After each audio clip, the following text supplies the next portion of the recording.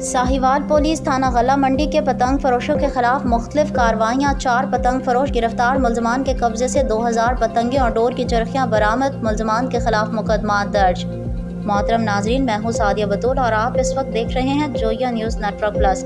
खबर शामिल करते हैं साहिवाल से। District police officer Sahiwal Rana Tahir Rahman की हिदायत पर SHO थाना गला मंडी सब इंस्पेक्टर अमजद हुसैन ने हमरा टीम कार्रवाई करते हुए पतंग फरोशों को गिरफ्तार कर लिया।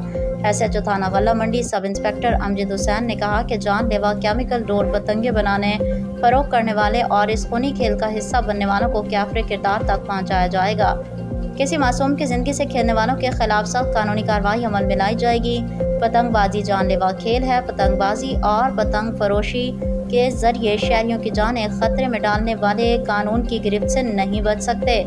पतंगबाजी एक्ट के खिलाफ वर्जी मुर्तकिब अफराद को जेल में हवा खाना पड़ेगी।